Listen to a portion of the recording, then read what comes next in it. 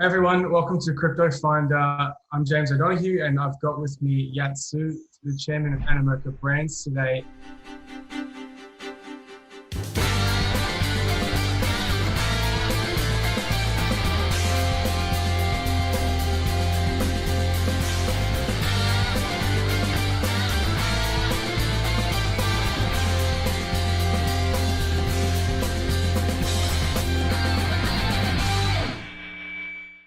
It's a bit of a special episode because Animoca Brands and the other company, F1 Delta Time, is working together to help raise funds for Australians impacted by the recent bushfires. Now, I know that it might feel like the bushfires in Australia are a little bit like in the past, especially with the recent emergence of the coronavirus. But the fact is that we've still got thousands of Australians and Aussies struggling to get back on their feet. And so what we did was form a alliance of projects called the Crypto Fire Alliance. And we'll slide in a picture of that now. And F1, Delta Time, and Animoca Brands are two of the companies that are helping us raise funds. And they have an auction for a unique one-of-one Australian edition 2020 Apex NFC race car that you'll be able to buy and drive around secured on the blockchain. So we're going to be talking about that. Auction ends Sunday. So let's dive into it. Yeah. Thank you so much for coming on the show. And I think it would be a good place to start just learning a little bit about you, about Animoca Brands, and how things have evolved. Well, thank you. It's a pleasure being here. Animoca Brands is a blockchain gaming company, basically focused very much on delivering essentially what I would describe as property rights to game assets and game items. That's really kind of what we're all about. And obviously we have a sort of, let's call it traditional game business, which drives the bulk of our business. And we are basically turning those assets, both with our brands that we have, like Formula One or MotoGP or other IP that we have, into basically what we describe as non-fungible tokens, right? And these non-fungible tokens are made permanent, through the blockchain, which means that for the first time, gamers have property rights in effect. Now, whether the assets are worth $1, $5, thousands of dollars, that is sort of a separate matter. But what you now know is that they're permanent. And I think the beautiful part about the permanence is that when a game shuts down or stops operating, you still own the assets or items. And I think the part that we're particularly excited about is if those games and assets continue to exist despite the game itself not existing, we think new experiences and new games will develop because of that. So, like how many people who used to play World of Warcraft or Ultima Online or these old classic games, they owned all these assets. And, obviously the original creators of the games no longer are making content for it. It's shut down in some cases. But a community can build up, or some other game studio can say, well, you know what? I'm going to build a game that uses these assets or items. It's great for the gamer, but it also makes the assets potentially more valuable, certainly gives it more utility, and gives it more life. And we think it addresses, it will help solve conversion for people from the gaming industry, which is a $150 billion industry today. And I think it also provides enhanced retention for gamers as well, because now they have real value, right? The paradigm of value. And ultimately, we also think games will be the primary driver of consumer blockchain adoption. Yeah, I think it's such an interesting space when you've got the ability to have a unique digital item that can't be duplicated. And then especially when you have this notion of, because it exists outside of the gaming space, the ecosystem of the game already, it's on the blockchain, utility of that and being able to, it's kind of one of those things like you don't know how people will use it, but I'm sure they'll surprise us. What are the gaming companies that Animoca Brands is involved with? Well, we have our own game studios, of course, and we've done a number of acquisitions, but we also work with many of the large let's call them blockchain gaming companies. There's not that many of us yet, right? It's kind of a nascent space. But we have, we're investors and partners in Lucid Site. They do the Major League Baseball and Crypto Space Commander that recently did sort of the Star Trek NFT auctions. Obviously, we were very early involved and also shareholders in Dapper Labs, which are the creators of CryptoKitties and also the creators of the Flow protocol, which is launching soon. And of course, they've got also the license for NBA.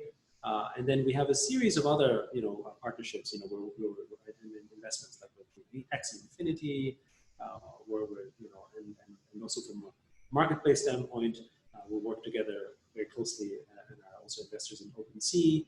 So, we have a series of blockchain investments in that area, primarily to help build our ecosystem and also help build the ecosystem at large, because it is a new space. Right? I mean, I think while everyone understands that games have virtual assets, they don't really have any meaning per se. And so to help develop that, we can't do everything ourselves. So we work with all these other companies and invest in them or partner with them to make that happen. And for different things, like for instance, on the technology side, we would partner with companies like Harmony, right?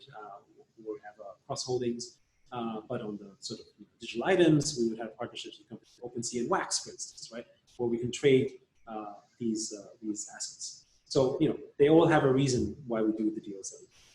I wanted to ask more about F1 Delta Time. That's, I think, a bit of a focus with the auction that's live right now.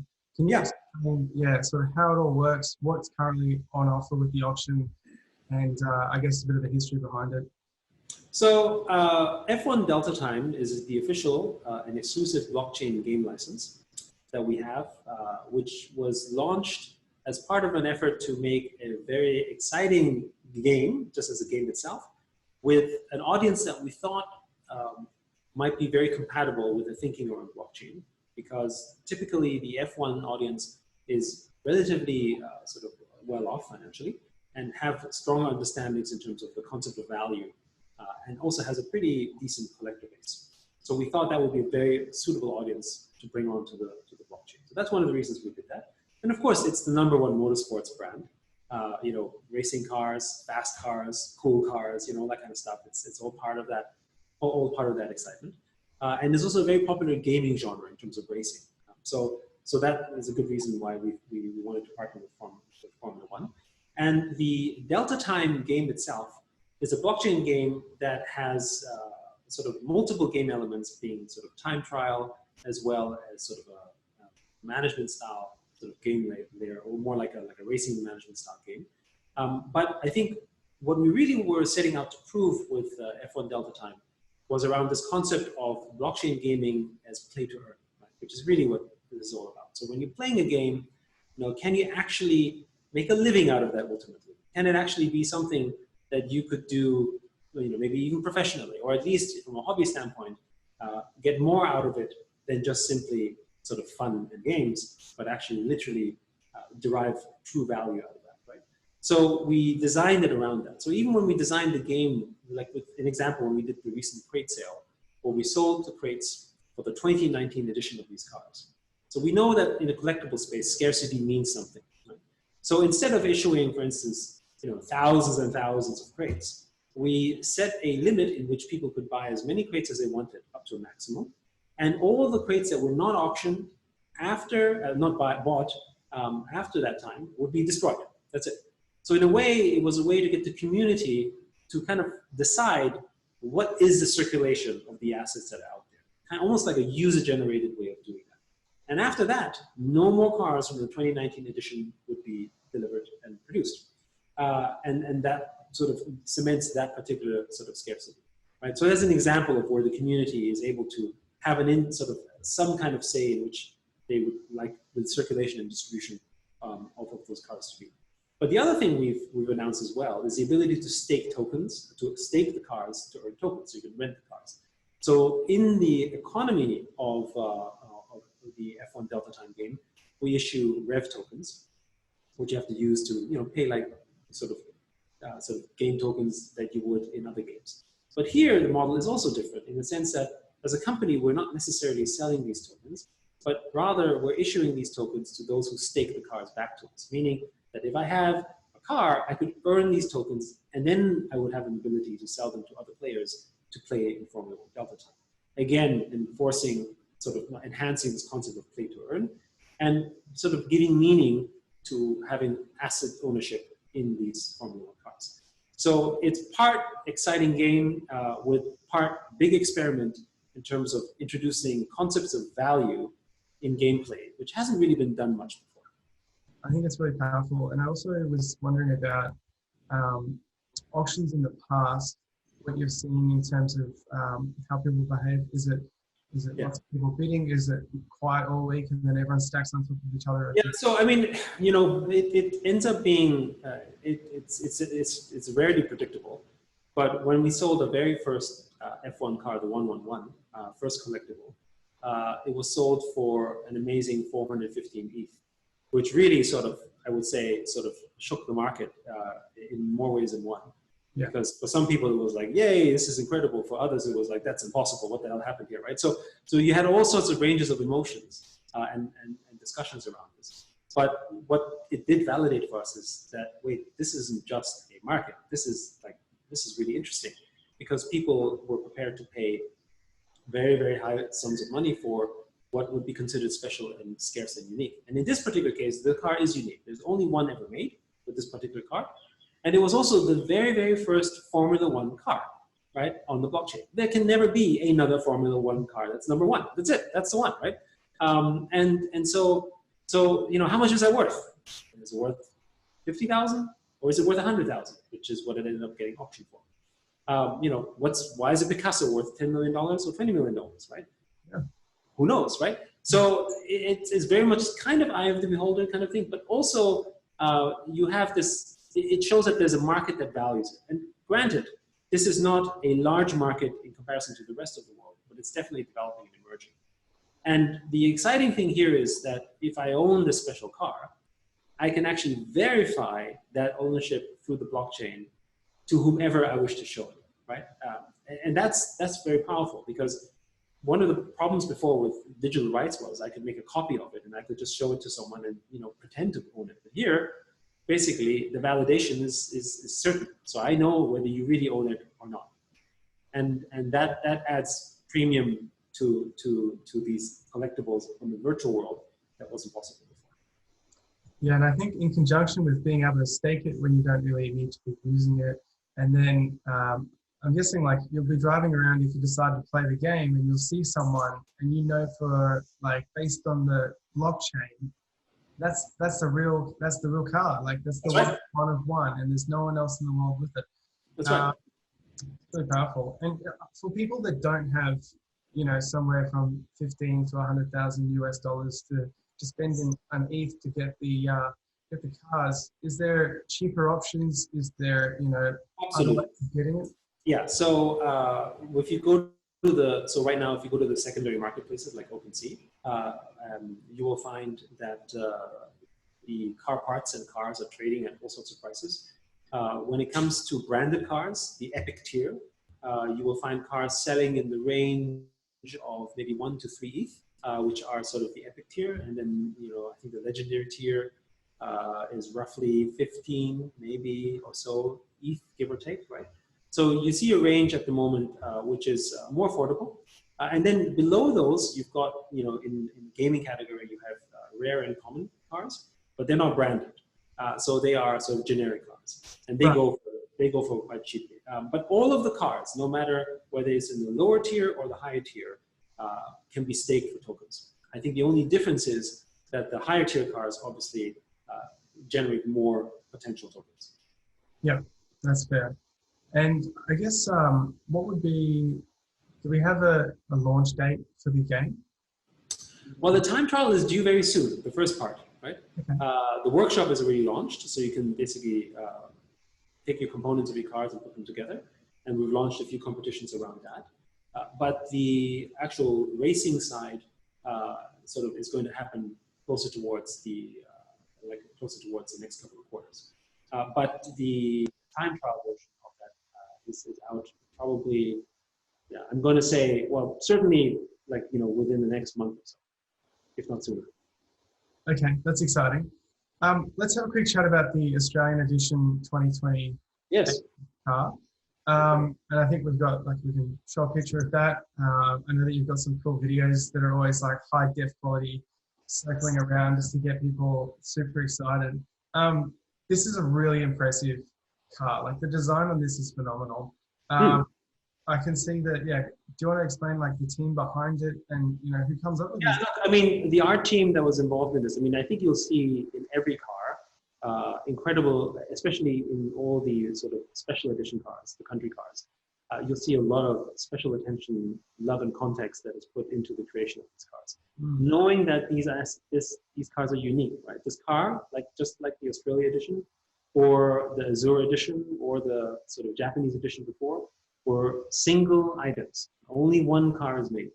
And it's not just one artist, it's a team of artists that basically create, make the textures, make the assets around them, the 3D models, and create production around it, so that the cars don't just have utility, but also have artistic quality around it. And I think when you see that car, you might agree that it has sort of strong artistic qualities that give it sort of value and context and meaning.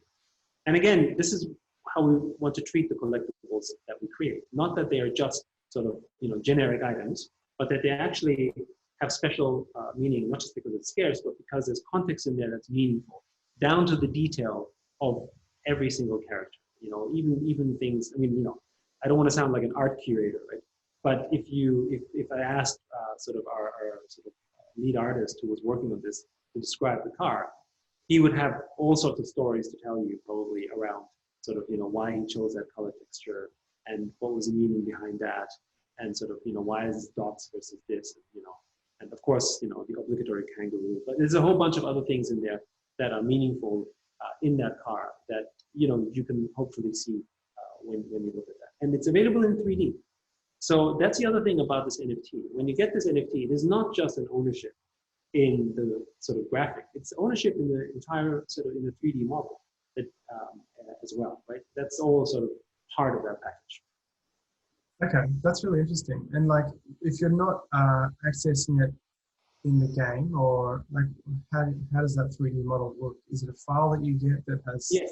So and within the game, you will be able to view it in 3D, but also you will have the format that you can export it into other universes through the blockchain, because obviously it's yours. Yeah, very cool. And I can see that as of about an hour ago, the Australian car is at 20.5 ETH is the bid. Right. And we've got tonight, we've got 2 more full days before it closes on Sunday. Yes. Which I think is really great. I mean, that's about $4,300 Australian. It's about $2,500 US. And this is something that just goes literally to ourselves at Finder and HiveX, liquidated into dollars, paid out to the charities that we're supporting. Yeah. It's the Rural Fire Service Association. We've got WISE, which looks after the animals. And we also have the Red Cross Disaster and Recovery Relief Fund. And so basically just chopped in 3. So the winner of this one in particular, it's basically like a donation, right? Like it's such a good thing to get behind. Not only do you get this rare car, you get to donate money. Basically, you get to help people. Yeah, I think the beautiful thing about this particular auction is that this is a car that has with it essentially also that legacy of having been used for a very meaningful purpose, outside of just being a beautiful car that is obviously used in the racing game, and hopefully brings joy and value to whoever buys it. Absolutely. Very cool. Probably the last thing is just, how do people go and find the auction? And how does that work? Do you send? Yeah. So I think you can go to f1deltatime.com, and the auction is running right there at the moment. The way that you auction, in this case, it's really sort of a crypto first approach, just because that's how the auctions have happened before. With the crates, you were able to use through the wallets, you could use credit card, but in this case, because of the sums of money involved, credit card doesn't particularly make sense, right? Because in some cases, these cars were selling for tens of thousands of US dollars.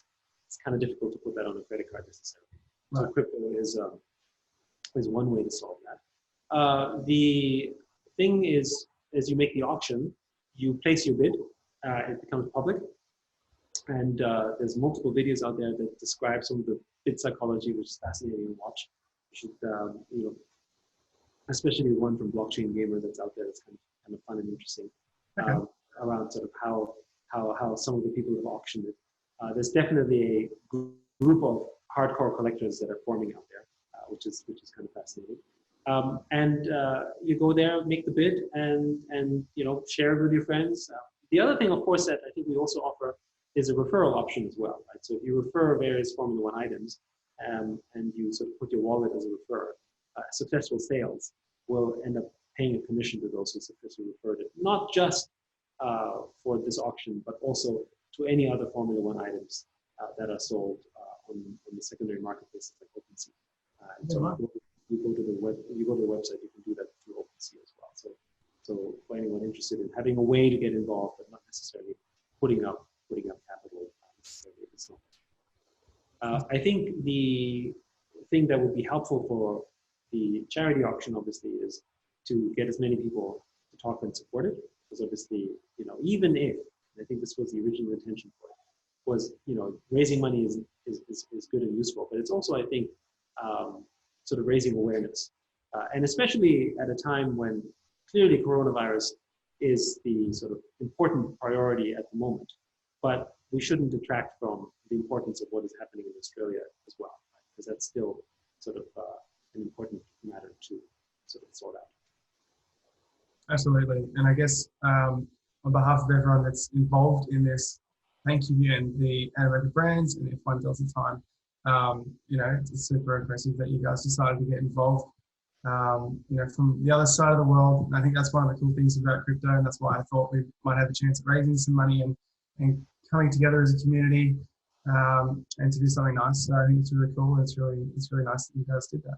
Thanks so much, Yat, for jumping on. Really great to catch up, and it's super exciting what you guys are up to. If you want to check out the auction, there'll be links in the description below. If you want to check out the Crypto Fire Alliance, there'll be a link there as well. Absolutely. It's a pleasure and an honor.